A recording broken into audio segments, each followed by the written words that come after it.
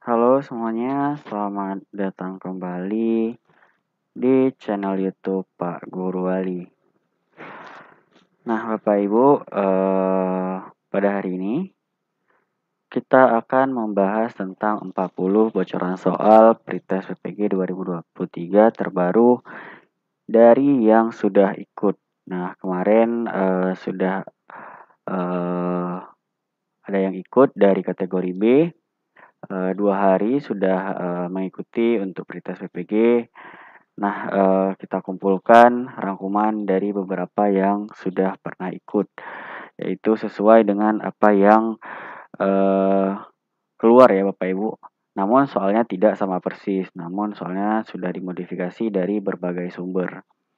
Nah, ini saya rangkum agar bisa menjadi bahan referensi atau pembelajaran bagi Bapak Ibu yang belum mengikuti Pretest PPG tahun 2023. Baik, tanpa harus berlama-lama, kita masuk ke soal yang pertama. Hubungan kerja antar guru di sekolah merupakan hubungan yang didasari atas kesadaran untuk bersama-sama mendidik, membelajarkan, dan membimbing peserta didik. Oleh karena itu, bagi guru, hubungan tersebut harus dipahami sebagai hubungan yang bersifat A. Emosional, B. Situasional, C. Kolegial, D. Relasional, E. Personal. Nah, untuk soal nomor 1, jawabannya adalah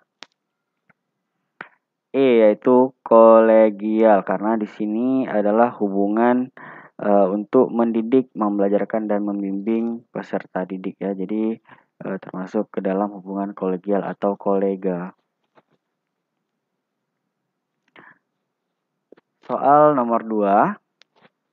Salah satu bentuk keunggulan bangsa Indonesia yang diwarisi dari kebangkitan kebangsaan tahun 1908 dan seharusnya dimiliki oleh para guru adalah A. Bangkitnya daerah dalam melawan segala bentuk penjajahan. B.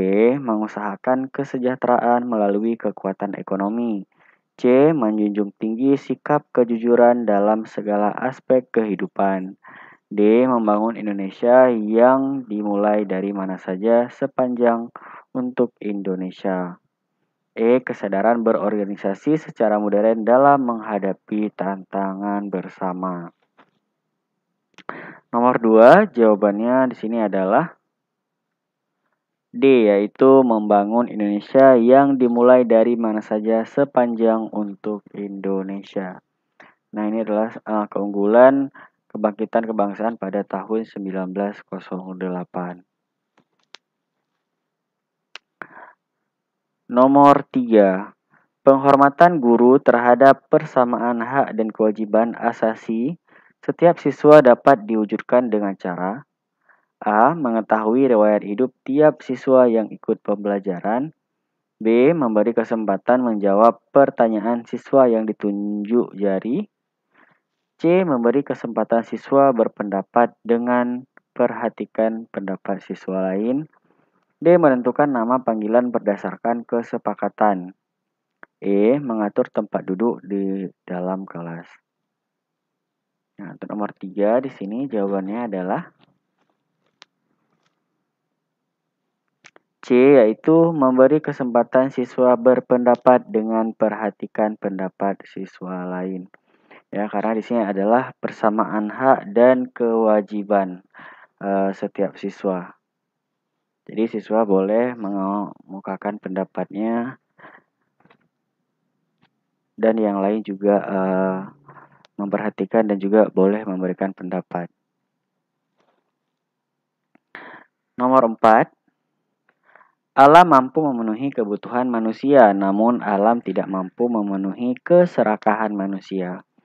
Berkenaan dengan itu, pesan yang perlu disampaikan oleh guru kepada siswa adalah A. Memanfaatkan sumber daya alam sesuai keinginan. B. Memanfaatkan sumber daya alam sesuai kebutuhan. C. Memanfaatkan sumber daya alam sesuai kekuatan wilayah. D. Meminimalkan penggunaan sumber daya alam yang tersedia.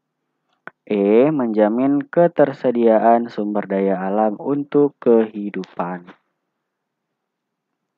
Nah, nomor 4 jawabannya adalah B, yaitu memanfaatkan sumber daya alam sesuai kebutuhan. Nomor 5, penghormatan guru terhadap persamaan hak dan kewajiban asasi setiap siswa dapat diwujudkan dengan cara A. Mengetahui riwayat hidup tiap siswa yang ikut pembelajaran. B. Memberi kesempatan menjawab pertanyaan siswa yang tunjuk jari. C. Memberikan kesempatan siswa berpendapat dengan perhatikan pendapat siswa lain. D. Menentukan nama panggilan berdasarkan kesepakatan. E. Mengatur tempat duduk dalam kelas berdasarkan alfabetis. Nah, ini sama seperti soal sebelumnya ya Pak Ibu ya. Jadi ini sudah dibahas sebelumnya, jawabannya adalah C. Jadi setiap siswa berhak untuk berpendapat, sudah dijawab di soal sebelumnya. Nomor 6, pujian yang diberikan kepada siswa merupakan salah satu bentuk penghargaan yang apabila diberikan secara tepat akan berpengaruh positif. Pengaruh positif yang dimaksud adalah A. Membantu siswa melakukan introspeksi diri. B. Menjadi siswa untuk tidak rendah diri. C. Membantu siswa mengabaikan kekurangannya. D. Menyemangati siswa untuk berusaha lebih giat. E. Membantu siswa mengenali kemampuan dirinya. Nah, nomor 6 jawabannya adalah D, yaitu menyemangati siswa untuk berusaha lebih giat. Nomor 7, siswa dapat saja mengemukakan berbagai alasan terkait dengan pelanggaran yang dilakukannya. Oleh karena itu, di atas semua tindakan yang diambil oleh guru, yang perlu dilakukan adalah A. Membebaskan siswa dari sanksi apabila alasannya tidak dibuat-buat. B. Mengecek kebenaran setiap alasan yang dikemukakan oleh siswa. C. Mengingatkan siswa untuk tidak melakukan hal yang sama. D. Meringankan sanksi untuk siswa tidak ada alasan pemaaf. D. Memberi sanksi atas pelanggaran siswa apapun alasannya. Nah, nomor 7 jawabannya adalah C. Jadi mengecek kebenaran siswa setiap alasan yang dikemukakan. Nomor 8. Ketika banyak siswa yang melakukan pelanggaran tata tertib tentang penggunaan seragam sekolah, tindakan yang dapat dilakukan guru adalah A. Meminta wali kelas mencatat pelanggaran siswa di dalam jurnal. B. Meminta siswa menjelaskan penyebab tidak mengenakan seragam. C. Meminta siswa belajar mandiri di perpustakaan sebagai hukuman. D. Memberi sanksi teguran sesuai tata tertib sekolah. E. Tetap memberikan kesempatan belajar bersama dalam kelas. Untuk jawaban nomor 8 adalah meminta siswa menjelaskan penyebab tidak mengenakan seragam. Ya Bapak Ibu, jika ada siswa yang melakukan pelanggaran tata tertib, itu sebaiknya ditanyakan terlebih dahulu apa alasan tidak menggunakan seragam lengkap. Nomor 9. Nah, ini adalah contoh soal numerik dan literasi ya Bapak Ibu ya, untuk yang terbaru karena ada keluar sekitar 30 soal untuk soal numerasi dan juga literasi. Nah, soalnya berbentuk ke dalam cerita ya Pak Ibu ya. Ini saya berikan contohnya. Rinca menyelam ke dasar laut yang memiliki kedalaman 120 meter. Nah, jika Rinca menyelam hingga 43 meter di atas laut, maka Rinca menyelam sedalam titik berapa meter di bawah permukaan laut? A. 67 meter. B. 43 meter. C. 64 meter, D 77 meter. Nah, itu jawabannya adalah D, yaitu 77 meter ya Bapak Ibu.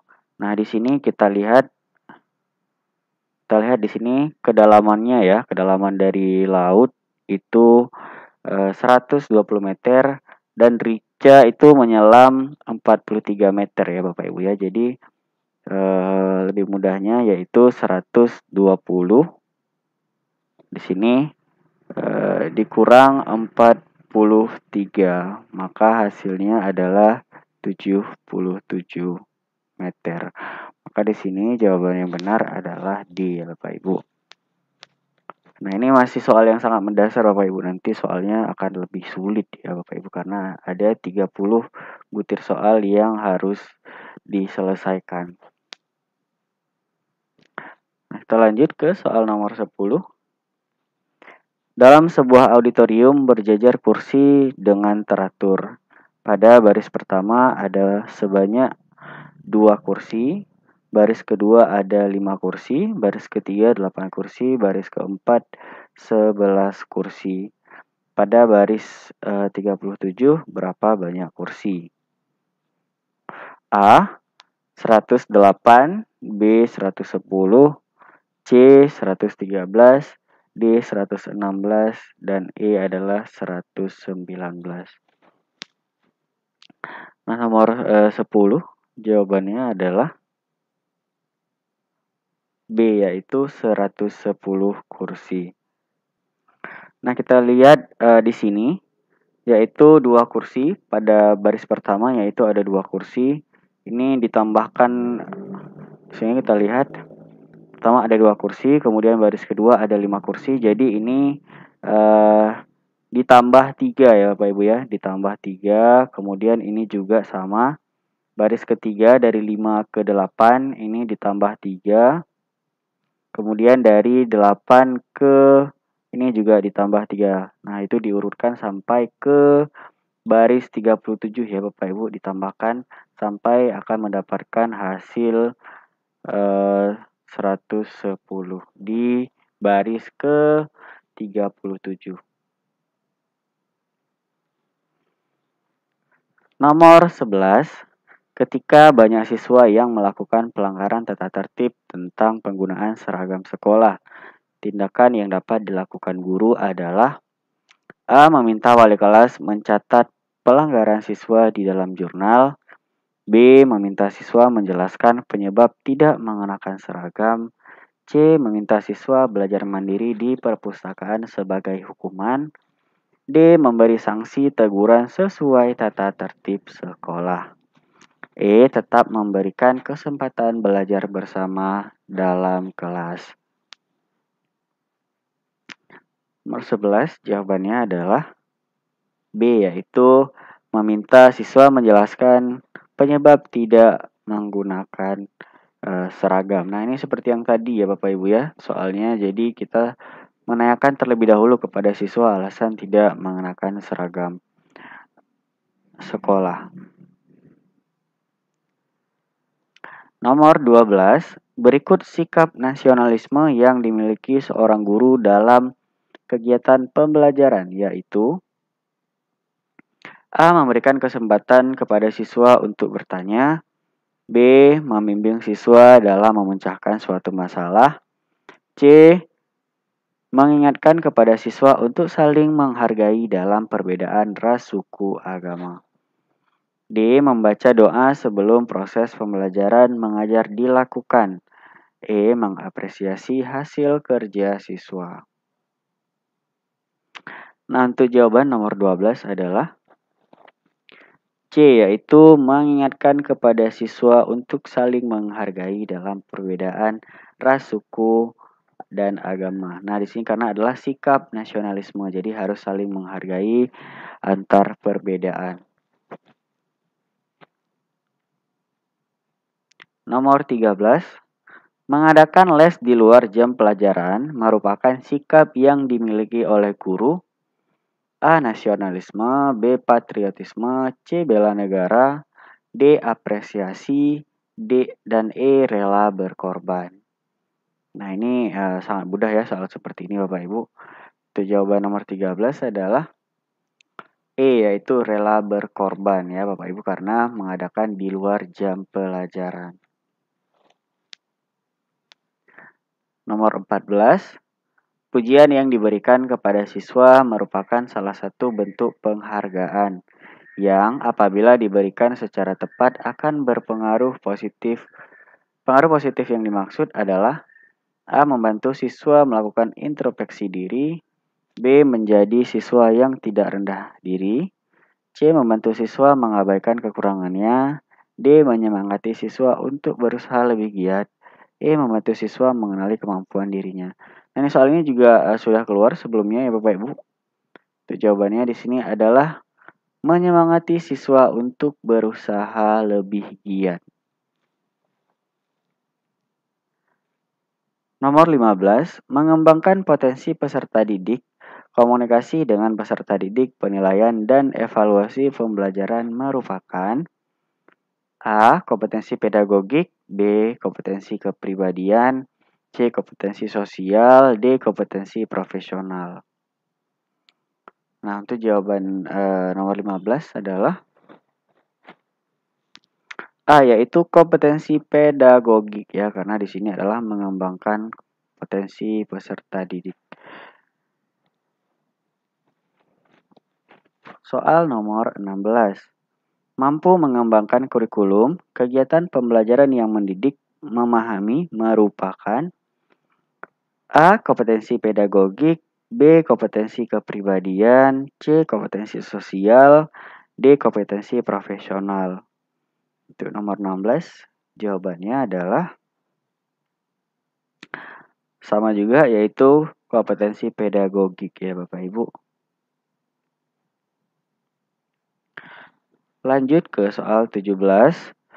Mengenal karakteristik anak didik, menguasai teori belajar dan prinsip-prinsip pembelajaran merupakan A. Kompetensi pedagogik, B. Kompetensi kepribadian, C. Kompetensi sosial, D. Kompetensi profesional. Untuk nomor 17, jawabannya adalah A, yaitu kompetensi pedagogik. Soal nomor 17.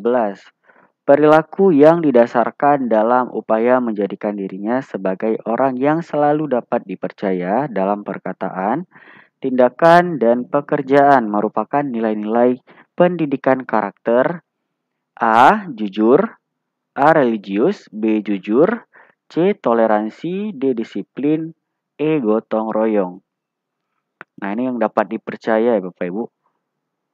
Jawaban nomor 18 adalah A, yaitu jujur, karena orang jujur selalu dipercaya baik dari perkataan, tindakan, maupun di dalam pekerjaan. Soal nomor 19.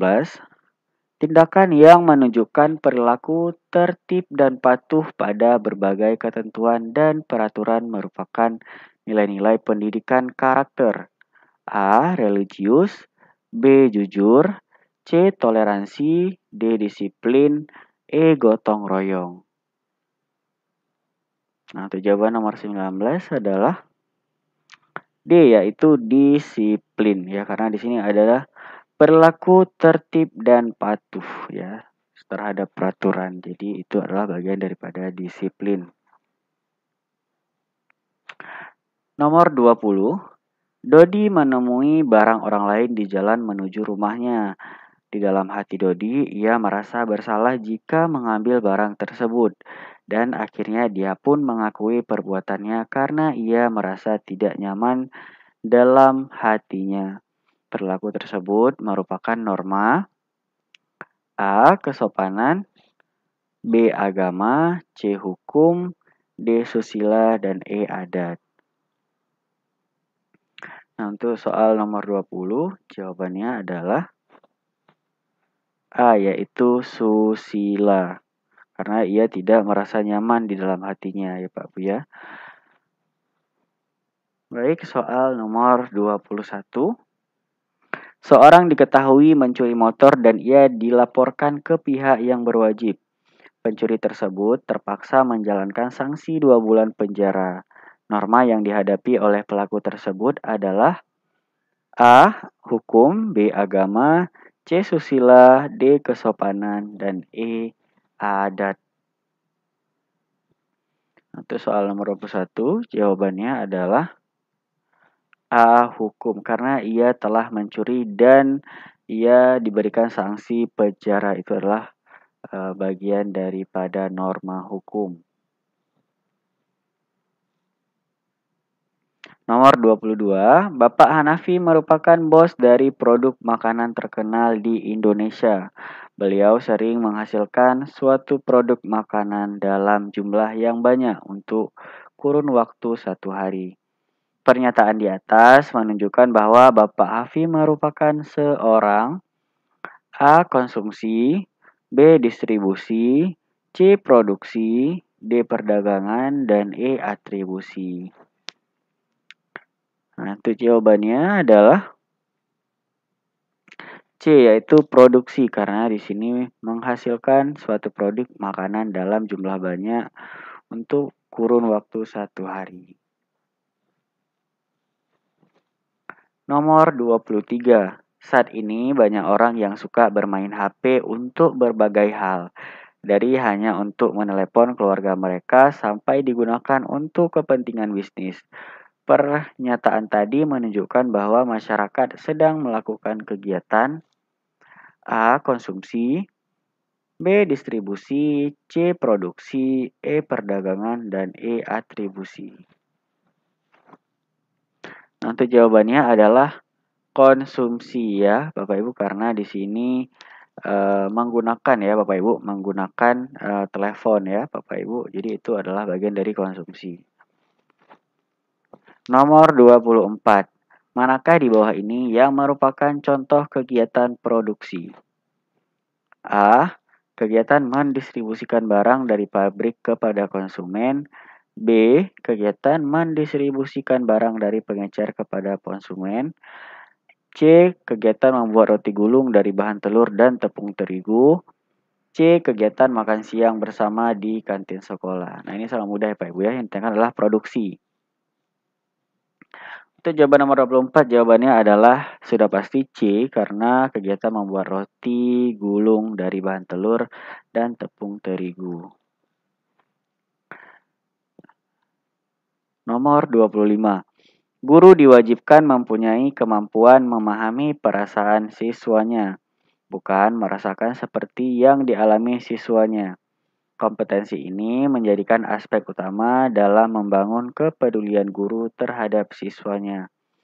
Hal yang menjadi dasar konseptual pentingnya memahami perasaan siswa adalah A. Guru dapat memberi harapan realistis pada siswa. B. Guru dapat menjalin relasi yang harmonis dengan siswa. C. Guru dapat mendorong keberminatan siswa. D. Guru dapat menjadi guru yang menyenangkan bagi siswa. E. Guru dapat berperilaku tidak menyakiti siswa. Nomor 25, jawabannya adalah B, yaitu guru dapat menjalin relasi yang harmonis dengan siswa. Ya Bapak Ibu. Karena di sini adalah memahami perasaan siswanya. Nomor 26, seorang guru harus mampu memanfaatkan media pembelajaran dan sumber belajar untuk mencapai tujuan pembelajaran utuh. Pernyataan berikut yang benar terkait dengan media pembelajaran adalah A. Memilih media tidak perlu banyak pertimbangan agar tidak merepotkan. B. Media dapat digunakan sebagai pembawa pesan dalam suatu kegiatan pembelajaran. C. Media pembelajaran yang paling baik adalah media yang berbasis TIK. D. Sebuah media dapat digunakan untuk semua kegiatan pembelajaran. Nanti soal nomor 26 adalah B, yaitu Media dapat digunakan sebagai pembawa pesan dalam suatu kegiatan pembelajaran. Itu adalah manfaat dari media pembelajaran ya. Baik, kita lanjut ke soal nomor 27.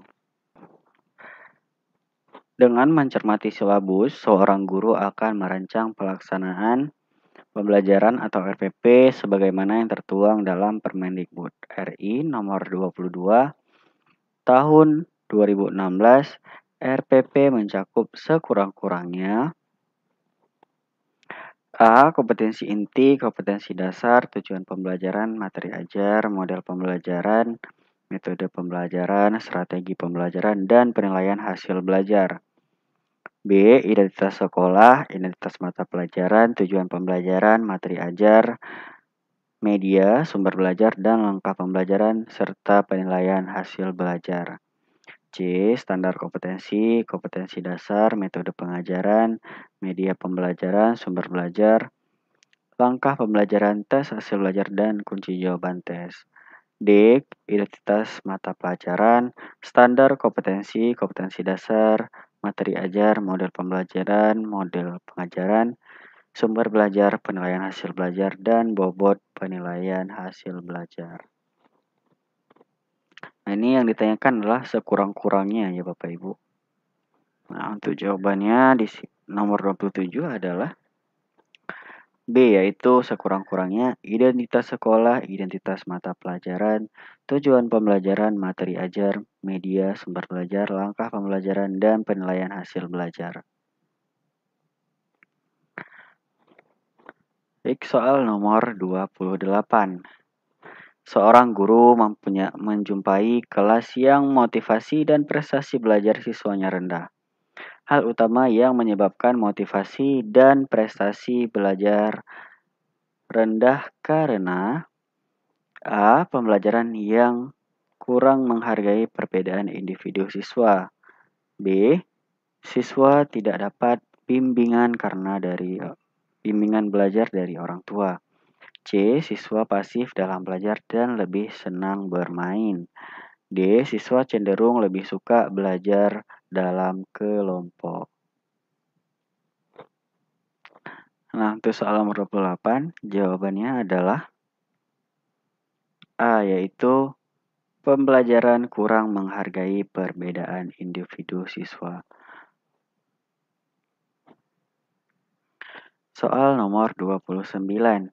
Pada saat mempersiapkan pembelajaran, seorang guru dapat menyusun strategi pembelajaran yang menentukan media yang akan digunakan dalam pembelajaran tersebut. Kemampuan dasar yang harus dimiliki seorang guru terkait dengan keterampilan memilih media pembelajaran adalah A. Guru harus menyesuaikan diri dengan kemampuan sekolah. B. Guru harus memahami karakteristik dari media pembelajaran tersebut. C. Guru harus mengetahui latar sosial budaya siswa dan sekolah.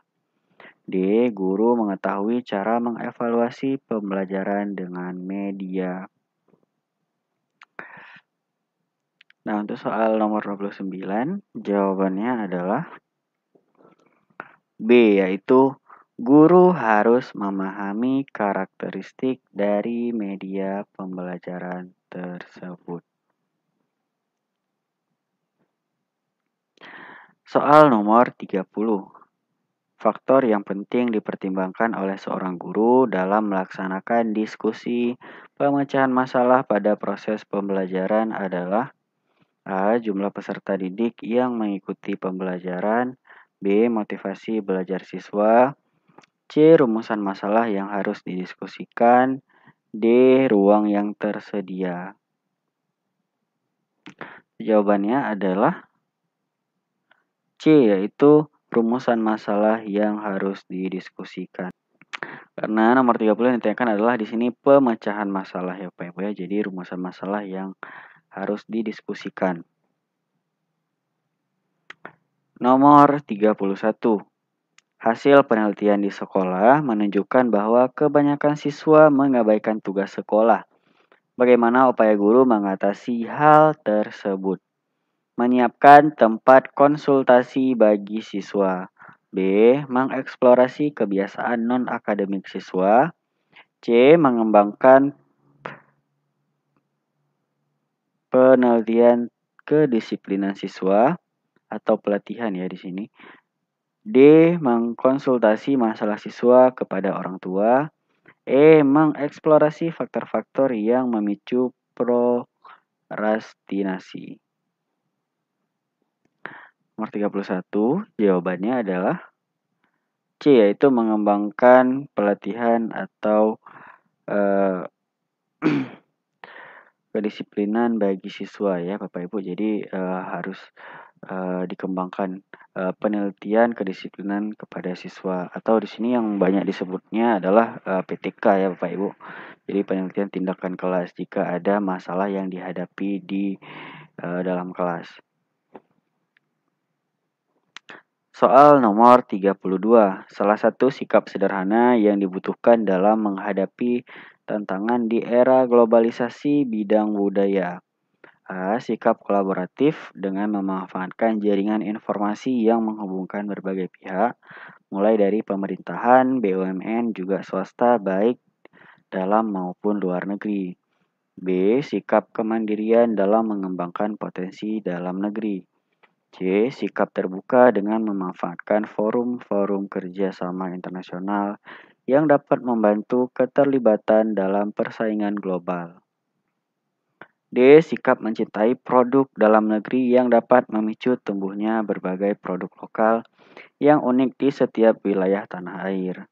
E. Sikap terbuka menghadapi masuknya budaya asing dengan menyaring budaya asing sesuai panduan nilai, norma, dan tradisi lokal serta nilai-nilai dasar Pancasila.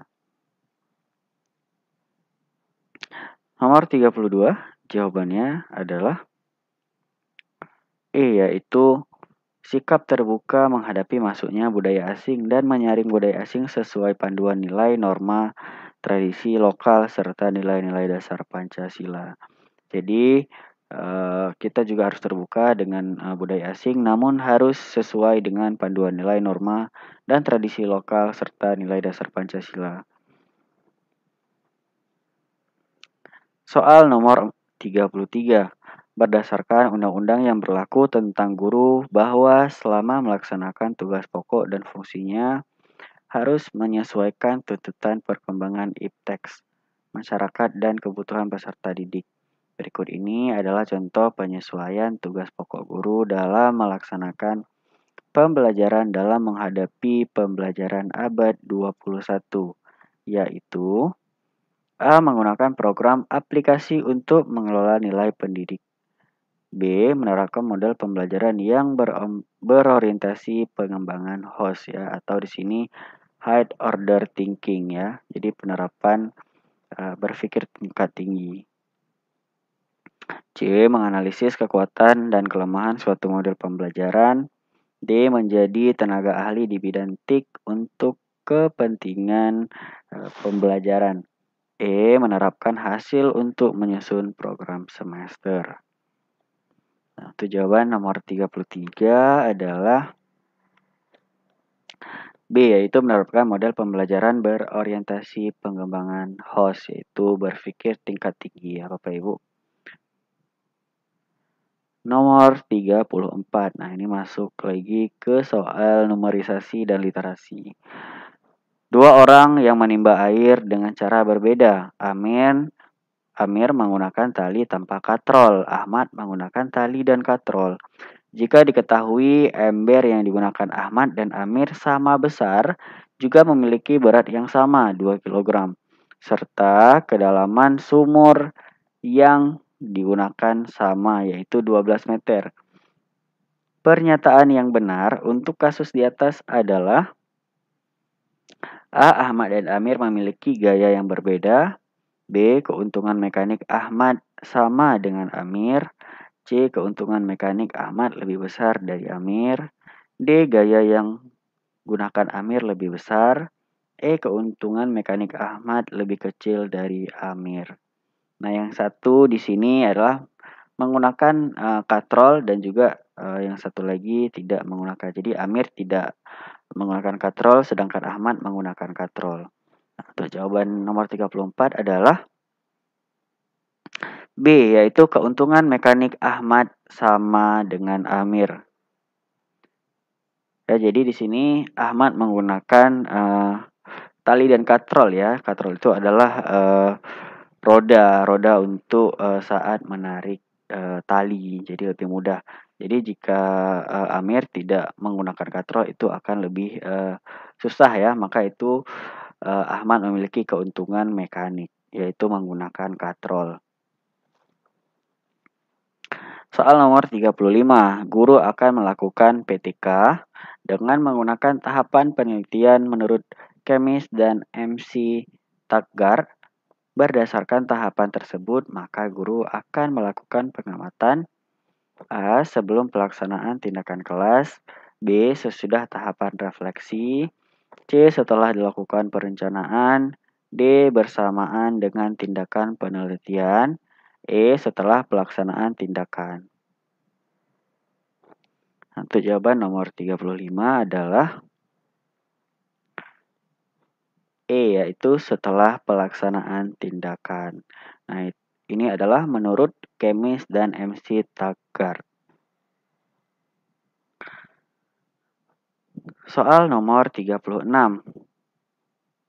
Terdapat KD atau tujuan pembelajaran di kelas 4 yaitu melakukan kegiatan upaya pelestarian sumber daya alam bersama orang-orang di sekitar rumahnya. Berdasarkan KD tersebut, kegiatan yang dapat dilakukan supaya peserta didik dapat mencapai kompetensi tersebut adalah A. Meminta orang tua untuk melakukan kerja bakti untuk menjaga lingkungan sekitar. B. Membuat daftar cara melestarikan sumber daya alam di lingkungan. C. Membuat karangan tentang cara melestarikan sumber daya alam di lingkungan. D. Membuat poster ajakan untuk melestarikan sumber daya alam di lingkungan. E. Menceritakan upaya pelestarian sumber daya alam di lingkungan. Nomor 36, jawabannya adalah A, yaitu meminta orang tua untuk melakukan kerja bakti untuk menjaga lingkungan sekitar. Ya, karena ini adalah upaya dalam pelestarian sumber daya alam bersama orang-orang di sekitar rumahnya. Nomor 37. Nah, soal-soal seperti ini sering keluar ya Bapak Ibu, karena ini adalah berbentuk cerita. Jadi kita harus cermat dalam membaca karena ini membutuhkan waktu untuk membaca dan waktu yang diberikan saat ujian itu sangat terbatas. Bu Siti mengajar di kelas 4 sekolah dasar. Dia menghadapi permasalahan minat membaca siswanya yang rendah. Ketika ditugaskan membaca, siswa tidak begitu antusias dan siswa lebih tertarik melakukan aktivitas lain. Berdasarkan masalah tersebut, tindakan yang kurang berkaitan untuk meningkatkan minat baca adalah A. Meningkatkan minat baca siswa dengan menggunakan buku cerita bergambar.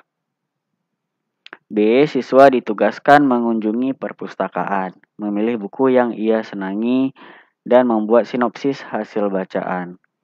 C. Meningkatkan minat membaca siswa dengan menjelaskan pentingnya membaca. D. Menyediakan pojok membaca dengan buku-buku yang menarik bagi siswa. E. Meningkatkan minat baca melalui penugasan membaca 15 menit di awal pembelajaran. Nah, untuk nomor 37, jawabannya adalah C, yaitu meningkatkan minat membaca siswa dengan menjelaskan pentingnya membaca. Soal nomor 38. Nah, ini adalah soal numerasi dan literasi ya Bapak Ibu. Bu Yuni mempunyai rumah makan yang sangat laris dan mempunyai beberapa cabang. Ia selalu menyetok beras supaya tidak kehabisan. Kebutuhan beras setiap minggu sekitar 245 kg. Jika saat ini Bu Yani memiliki 150 kg dan menginginkan stok beras cukup untuk 50 hari. Nah, maka ia perlu membeli beras tambahan sebanyak titik kg atau kilogram. A 1600, B 1565, C 2300, D 1892, E 2450. Nah, ini adalah soal numerasi. Untuk jawabannya adalah A, yaitu 1600 kg. Nah, di sini kita lihat jadi setiap minggu ini membutuhkan 245 kg ya. Jadi untuk saat ini Bu Yuni memiliki 150 kg. Nah, jadi yang ditanyakan adalah untuk 50 hari. Jadi berapa kilogram yang dibutuhkan. Nah, di sini 1 minggu di sini adalah 7 hari ya Bapak Ibu. Jadi ini langsung dijumlahkan, bisa dibagi terlebih dahulu untuk perharinya baru dikali 50 atau langsung dicarikan ke 50 hari. Nah, ini nanti 1 minggu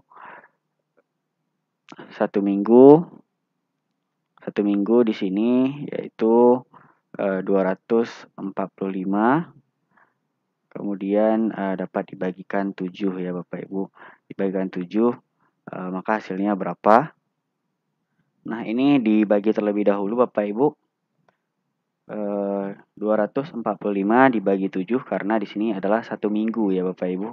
Jadi dibagi 7, maka hasilnya di sini adalah 35 ya Bapak Ibu, 35. Nah, di sini 35 dikali dengan 50. Nah, dikali dengan 50. Nah, di sini sama dengan yaitu 1750.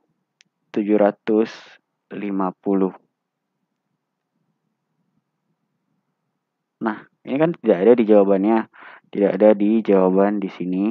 Maka masih ada pengurangan ya Bapak Ibu karena di sini sudah ada Bu Yuni sudah memiliki 150 kg. Maka di sini Bu Yuni harus dikurangi terlebih dahulu, dikurangi 150.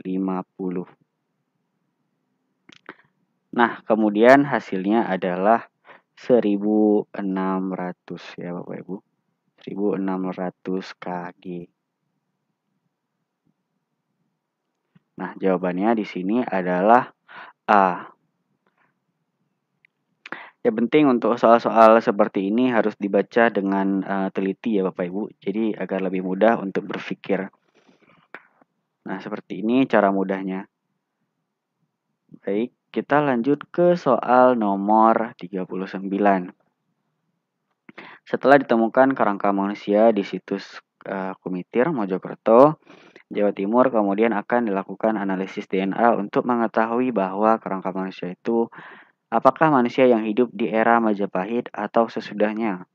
Dalam metodologi penelitian, maka pernyataan tersebut merupakan tahap A. Penulisan sumber, B. Interpretasi, C. Pengumpulan data, D. Pengumpulan sumber, E. Kritik sumber. Nomor 39 jawabannya adalah interpretasi. Ya, karena di sini adalah mau melakukan analisis DNA ya Bapak Ibu untuk mengetahui itu apakah pada era Majapahit atau sesudahnya.